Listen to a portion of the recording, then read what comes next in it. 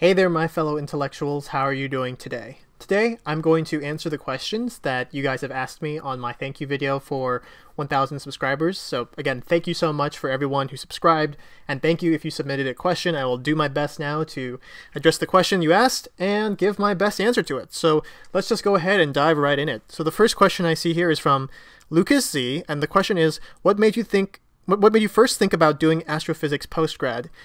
So those of you who don't know, I switched between sort of material science, condensed matter physics into astrophysics in graduate school. And the reason I did astrophysics was because I had always been curious about astrophysics, but I never had the chance to study about it at all in undergrad. So I was really curious about like black holes, dark matter, those kinds of things, gravitational waves, but I'd never had a chance to really study those things. And I had a moment where I wanted to switch, but I wasn't so sure. And then I got an email from a professor where they essentially told me that, well, they noticed that I wasn't taking a class of theirs because I had taken the class the previous quarter that they had taught, which was quantum mechanics, but then in the next course, which was statistical mechanics, which they were teaching, I wasn't going to be a part of it because I was on a different track, essentially. So my track didn't require that version of statistical mechanics. It was going to be like statistical mechanics as taught by Chemist, essentially, the class that I was going to take. So he noticed I was in the class. He emailed me like, hey, Kyle, like, why aren't you in my class? And he saw, oh, you're on this track. Why don't you just do this other track instead? He didn't say astrophysics. He just said just do the normal physics PhD track instead, not this sort of combined physics and chemistry PhD track, which is what I was a part of initially. And he said, I think you can succeed, in the traditional program just fine. And that essentially gave me the confidence to switch. So that's essentially when I had the motivation to switch fully into astrophysics, because I had that email from the professor, which was really, really nice of him. And, without that email, I don't know what I would have done, to be honest. I mean, I was sort of skeptical of switching because I was already a quarter into grad school and I thought it might be too late to switch, but turns out, nope, it wasn't too late, and I'm glad I did. So next question here we have from Adit Yadhar, and the question is, I'm going to say I'm sorry if I mispronounce your name. I don't have the best pronunciation, so please correct me if I'm wrong. But the question here says, in a recent discovery of LIGO, it is conceived of a low-mass black hole of around 2.8 solar masses, which is a very rare event, I guess it. Stellar black holes are generally made at 3 solar masses as limited by Chandrasekhar. Still, primeval black holes are a hypothesis. This could be the lowest in mass among stellar black holes. Please talk about this in the next video. Okay, so I think what the question is addressing, or maybe they want me to address, is the recent discovery that LIGO had just made, where they had found, I think it was like a 20-something solar mass black hole with a companion at about 2.6 solar masses. And the cool thing about this 2.6 solar mass object is that it's sort of in this regime of being either the most massive neutron star we've ever seen, or the smallest or the least massive black hole we've ever seen. It's sort of firmly in this gap, and we don't really know what's going on there. And as someone who doesn't do, neutron star physics, it's kind of confusing because I thought there was a limit. I thought the Tolman-Oppenheimer-Volkoff limit was the maximum mass a neutron star could achieve. But, there's probably some caveats with that, like, if it's rotating, or if there's, if it has a, I don't know, some sort of properties that disobey that limit, essentially, could conceivably happen. So I don't really know what to say about it, other than that, yeah, that's I think 2.6 or 2.8 solar masses is definitely bigger than the TOV limit, which I think was like at 2.2 or 2.3 solar masses. So yeah, I really don't know what's going on there, but it's exciting, really exciting time for physics, and I hope that I hope we find out what it is, because, it'll be fun to know. So next up we have from Bob. What would you have done differently when applying to grad school? Oh boy, what would I have done differently?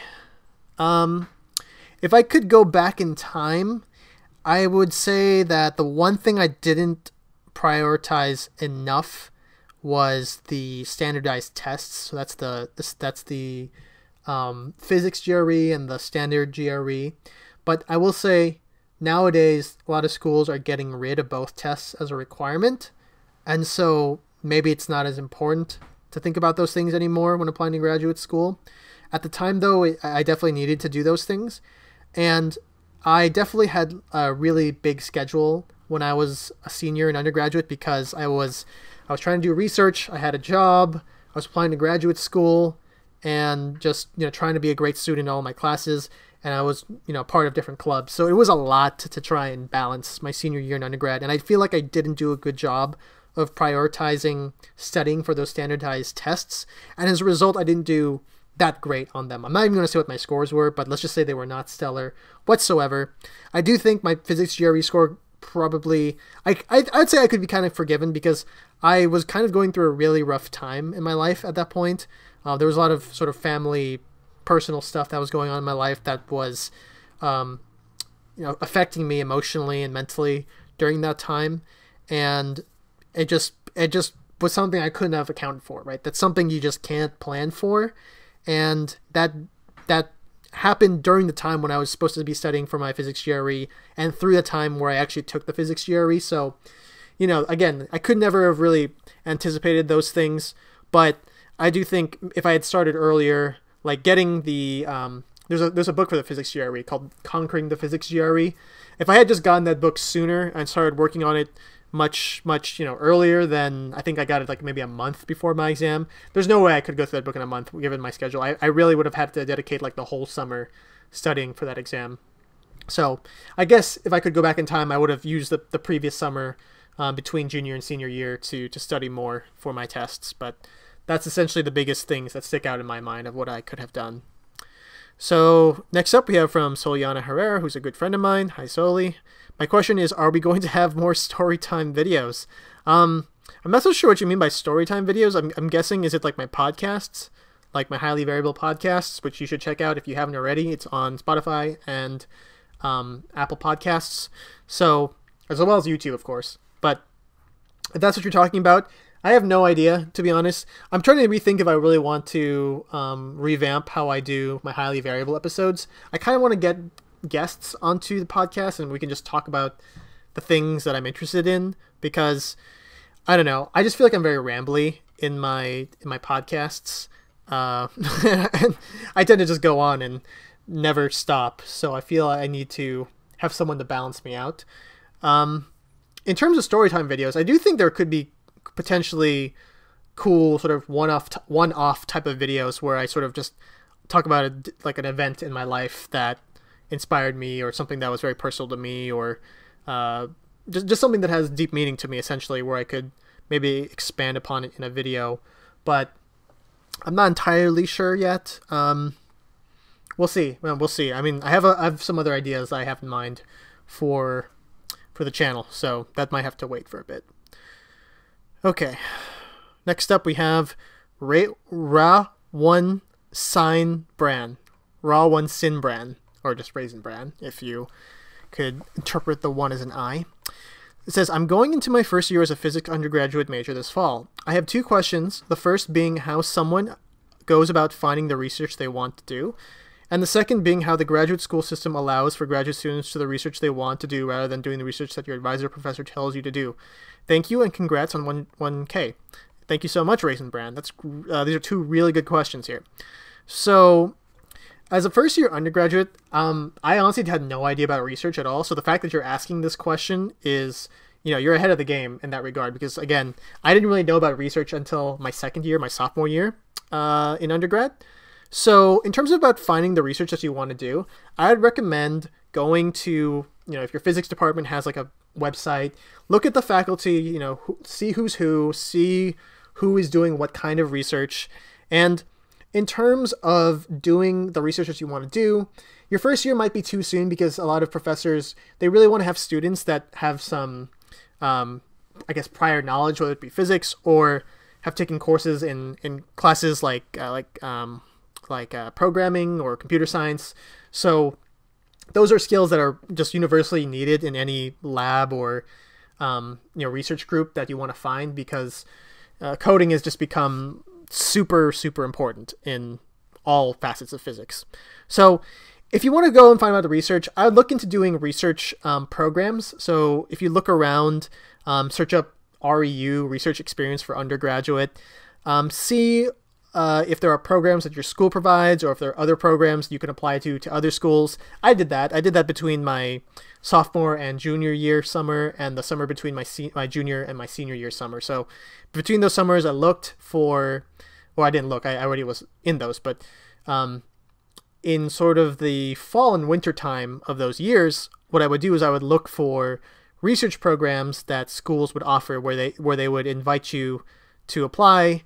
And if you got in, you would essentially be funded to do research for that summer at a visiting institution.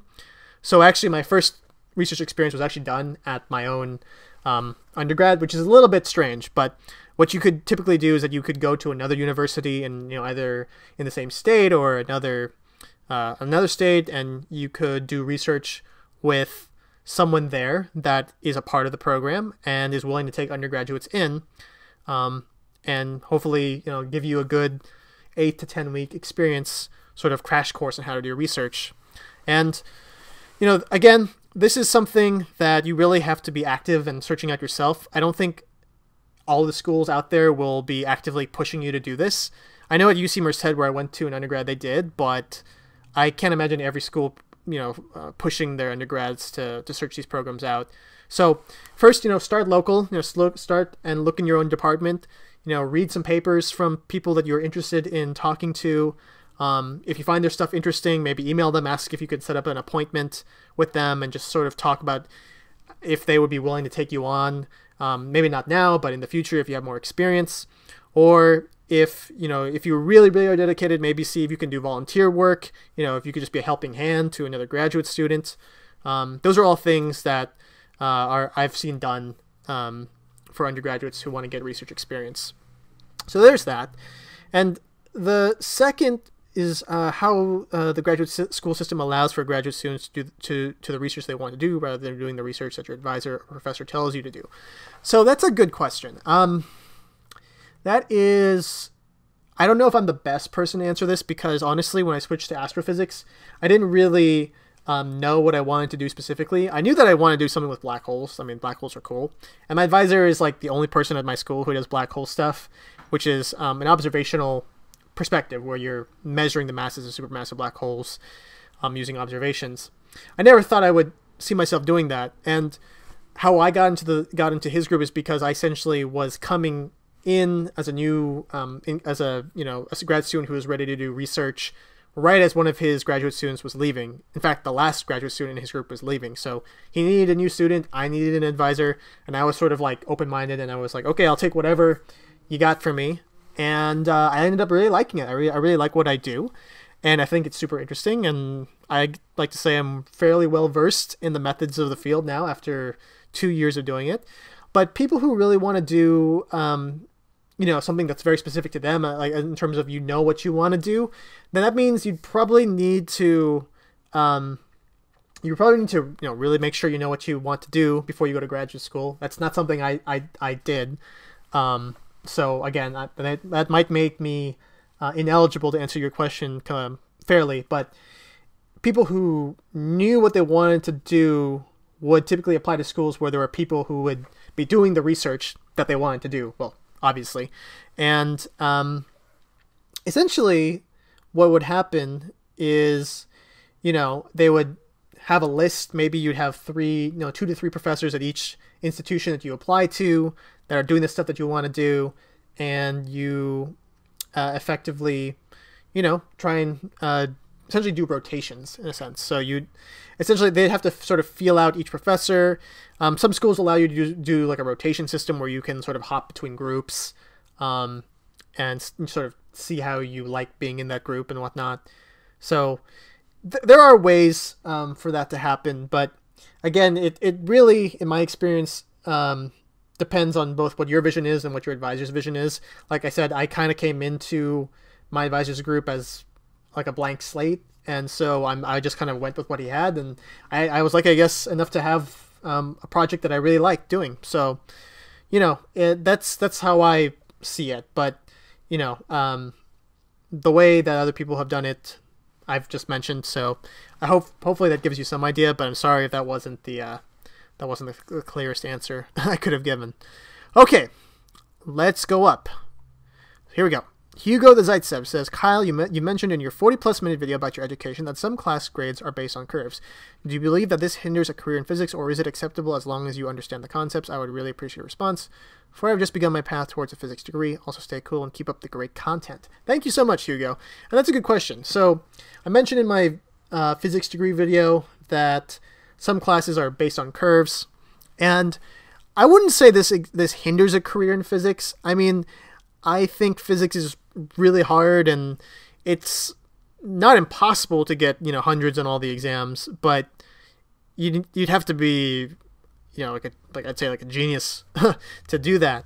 And I'm leaning towards the second half. I'm saying it's sort of acceptable as long as you understand the concepts and then you can apply it later on. Because honestly, if you think about a career in physics, if you're a researcher, then, it's not like a closed book test when you're solving a research problem. You're using everything at your disposal to try and solve a problem in the quote unquote real world, real physics world, right? It's not, show me what you know without the help of a book. In research, it's like use everything you possibly can, every possible resource, your book, the internet, papers, other people, to solve a problem that is stumping you, right? So I would say that, as long as you understand the concepts, and you can apply them later on, and you develop good problem-solving strategies, I don't really think the curves hinders a degree in physics, but that's my opinion. So that's what I have to say about that. All right, next up we have Matt the W. He says, congrats, dude, keep it up. Your content is very well made for such a small channel. Well, thank you. I'll be enrolling with a physics major next, but not sure if I'll stick with it beyond first year. Split between physics and comp sci. I'll take some CS courses in the first year, see what each is like, then make a decision going beyond first year. However, I always get a nagging voice every so often that makes me sway between the two, which causes some anxiety, paradox of choice. How do you deal with choosing between two or more options which are both appealing and the choice seems impossible to make? Good luck with your research. Thank you so much, Matt, for the question. That's a really good one. And I was in a similar boat not too long ago where essentially in terms of specialty what I wanted to do in graduate school, I was sort of fluctuating. I mean, I wanted to do the material science, condensed matter stuff. I originally was doing sort of experimental condensed matter stuff, and then I wanted to switch to maybe theoretical condensed matter. Then I thought I wanted to do like atmospheric physics and chemistry modeling, and then finally I settled on astrophysics. So it's a really, really hard process to find the thing that you want, and I know what you mean. So in terms of picking a major though, what I would suggest is that if you're really into CS and physics, that's a great combination, because coding and knowing how to make programs for problem solving is absolutely essential in a physics major and in a physics graduate degree. So what I would recommend is see what your school requires for both the physics and computer science majors, and if you are so motivated to do so, I would recommend maybe looking into possibly double majoring, or maybe in a less difficult way, maybe consider majoring in one, minoring in another. Because I actually knew somebody at UC Merced who I think did the computer science major and a physics minor, because I remember seeing them in some of my physics courses, but not all of them for sure. But no one else besides physics majors and minors would be taking those courses. So I think that's what he ended up doing. And I think he works as like I think he's like a software developer now. I'm not entirely sure. But nonetheless, that's what I would recommend, because again, computer science is helpful, and the fact that you like it is a good start. I actually had no interest in doing computer science whatsoever. So the fact that you do, I think, sets you up to have a very well-rounded skill set in doing your physics degree, because again, coding is absolutely essential, and I think the major and minor option would probably be ideal. If you're ambitious enough and to go for the double major, I'd say go for it. That'd be great. But I think my recommendation would be, for now, consider majoring in one, minoring in the other, and use this first year to sort of decide, okay, which do I like more, the physics or do I like the computer science? And then I suppose whichever one you like more, make that your major, make the other one your minor. That's my recommendation. So moving up, we're going to see here, Mason Piat says, congrats on 1K. just because I'm curious and sorry if it's unrelated, but what hobbies or activities did you do in undergrad, and did it help you in your application for grad school? As an undergraduate, hobbies that I engaged in were like going to the gym, hanging out with friends, of course, and being a part of a few clubs.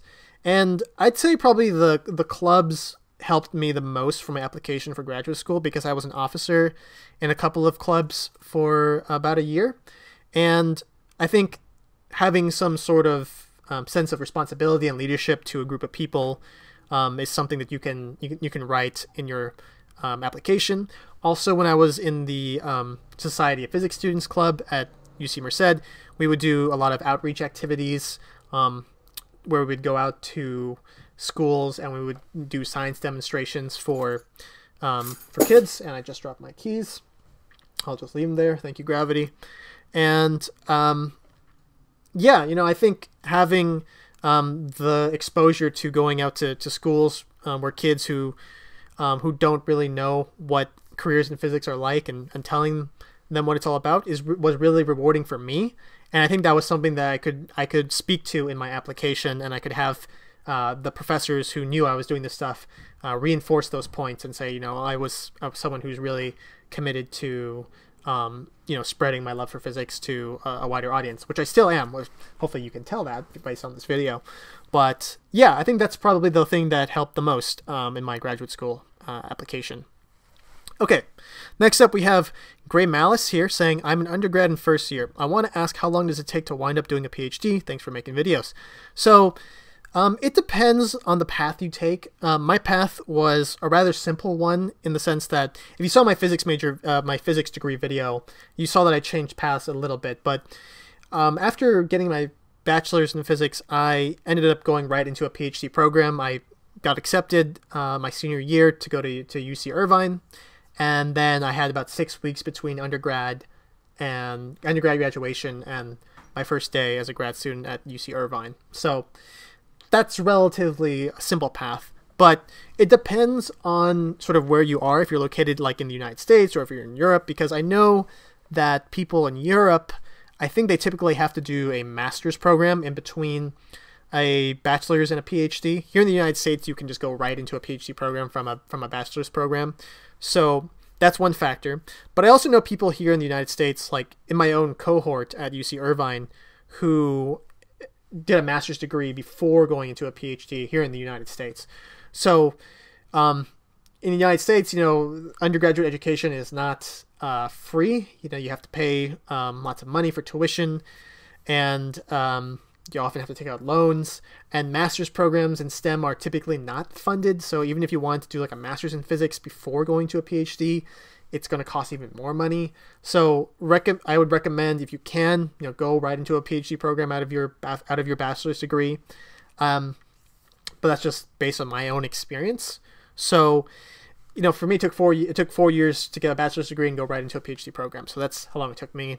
Some people, like I said, did a master's in between, which added another 2 to 3 years after their bachelor's degree. So it really depends on how comfortable you are and whether or not you know you want to do research or not for you know, the next 6 years of your life in grad school.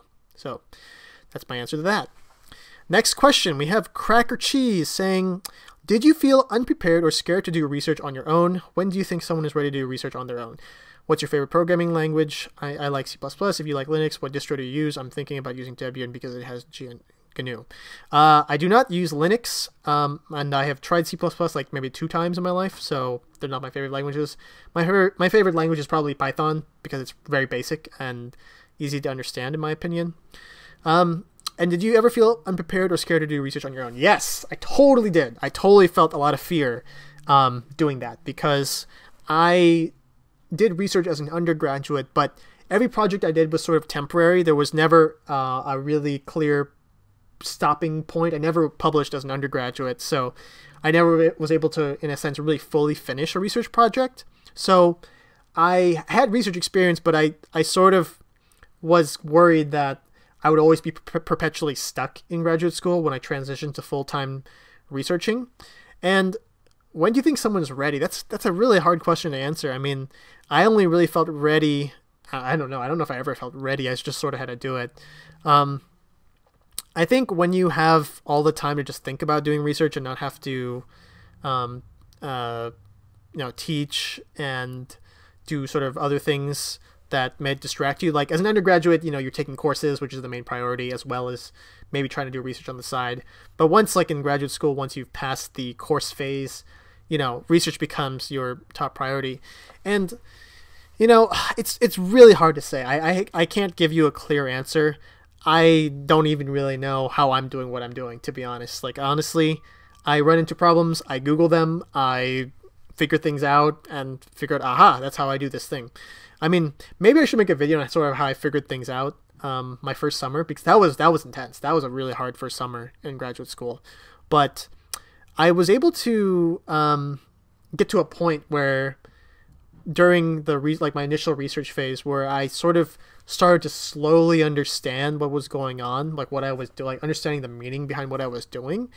And then I got to a point maybe, close to a year later, I know, right? It took like a whole year, where I actually got my program to like completely run and do everything I needed it to do. And starting at the beginning, I could have never seen a year ahead and imagine my program would get to the point where it is now. And now I use this program like every day to run stuff and test things, and it's sort of not even a major concern anymore. But back then it was sort of the toughest thing in the universe to me. So I don't know. I think it's when you sort of get your first major breakthrough, praying that you get a breakthrough. I mean, I can't guarantee it, but when you sort of when you first solve your very first, tough research problem, that doesn't necessarily mean like leading to a publication, but just getting to a point where you sort of understand what you're doing, I guess, when you're ready to do research. I don't know. I hate giving such a weird, maybe not so clear answer, but it's a tough process, and my story doesn't necessarily reflect the best path to getting to a goal. So that's what I have to say about that. Next up, we have Ocean. My question is, did you solve every problem in the textbook exercise? I'm trying to learn physics on my own. I understand the concept, but I'm finding it really hard to solve the problems of Kepler and I know this book, Mechanics. No, I don't solve every problem in a textbook. I know people who have, though, which is super impressive. And I actually try to do this myself for Galactic Astronomy, the one by Binney and Merrifield. I haven't done it yet. I've gone through like the first 2 chapters in that book. The first chapter, there are no problems. I think the second chapter is when there start being problems. So I'm like at chapter 4, but I've left like maybe 1 or 2 unanswered from chapter 3. And I wanted to do it because I wanted to sort of reinforce my understanding of basic galactic astronomy. But there are some problems that I just have no idea how to do, to be honest. So, doing problems is the way to go, I would say. But, trying to do every problem may not be worth your time exactly. Like doing the ones that are relevant to your research or understanding a really tough concept, I would say is ideal. But every one might be too time consuming for everyone to do. So the next question the person is asking me, Chaitanya is asking me who is my favorite physicist and chemist. You can see the clarification down here. That's a tough question. Oh man, there's a lot of them. This is really hard. I don't know if I can pick a favorite. I really liked Stephen Hawking because his Brief History of Time book, I read it in high school and it was super inspiring and enlightening. And when I learned more about Stephen Hawking and what he had gone through, just really inspiring figure. So I'm sort of biased into saying Stephen Hawking, but there's a lot out there in terms of physicists. I guess at the time he was living, so I would guess Stephen Hawking because he was like one of the few like living physicists that were around, unlike Einstein or any of those kind of guys. Chemist. I don't really know many chemists, to be perfectly honest. Really have no idea. Would we consider Marie Curie a chemist because she did physics and chemistry? She got a Nobel Prize in both. If so, I'd count her. I mean, she's totally amazing. She's just inspiring person to win 2 Nobel Prizes in 2 different fields. That's unprecedented. And to have her daughter and son-in-law also win a Nobel Prize, just goals, right? Just goals. Have a science royalty family. That's all I can say. And the second question here is, when did you realize that you want to study astrophysics? I sort of answered this before, so I'm just going to refer you to the answer I had at the very start of this video. It was sort of at the moment when the professor emailed me and said I could pretty much do whatever I wanted to do in his eyes. So, yeah. Okay, and last but not least, we have from Homework Helper, how to tell if you're smart enough for physics. And, well, I don't know. I mean, yes, intelligence has some role in it, but I think it really depends on your work ethic and how much are you willing to sort of sacrifice and how much, hard work are you willing to put in to do a physics degree, either in undergrad and then continue on in graduate school, because they're both incredibly hard degrees to accomplish. And I'd say the work ethic is probably the most important part, as opposed to just pure intelligence, because you can be very smart but be incredibly lazy and do very terrible in physics. And maybe you have but maybe if you have a really, really solid work ethic, but maybe you don't pick up on things as quickly as perhaps other people, you can still do very, very well in physics. And I think I'm definitely in the latter camp, because I never was the person in class who could immediately just apply a concept as soon as it was taught, like on the whiteboard. I would always have to let it marinate and let it sink in my mind and think about it some more before I was ever confident to speak on it. And I'm still not super confident to talk about a lot of physics topics, because I feel like there's so much I don't know, and I'm aware of how much I don't know. That makes me hesitant to claim any sense of authority on parts of physics. I mean, obviously I have some authority because I have a master's degree in physics, but even still, like, there are some parts of physics that you learn even in the very first years that I wouldn't feel completely comfortable trying to explain every minor little detail, because I don't know those minor details completely well. Because I've sometimes some of these concepts I've just seen in a class and I really have no other experience with them. So, it kind of to me is more of the work ethic, and if you're willing to have to give up certain weekends and nights in college for problem sets in order to succeed. So yeah, I hope that helped, Homework Helper, and I think that's it for questions. So thank you guys for submitting questions. This was really fun. I had a great time looking at them and answering them. I hope you were satisfied with my answer. Sorry if you weren't. A lot of these answers were really hard to give because I just, they're very subjective and very open-ended, and I only have my experience to draw from. But I also have a lot of friends too in physics, so maybe next time I can find people who can better address the questions than myself, and maybe we can get them on. We'll see. I don't know. But I kind of want to make this a recurring thing for like maybe every 1,000 subscribers that I get between now and maybe 10,000 subscribers. So why don't we say that? Why don't we say with every 1,000 subscribers we hit for the next, I guess, 9 milestones, we'll do another one of these. So thank you again so much for submitting your questions. It means so much to me. Thanks you so much for subscribing. We're here now at 1,000+ subscribers. That's absolutely incredible. And I'm just looking forward to the future with you guys. It's a fun and exciting time to start this channel, and I hope you guys feel the same way. So thank you again. Have a good day, and make sure to like, comment, and subscribe. Have a great day, guys.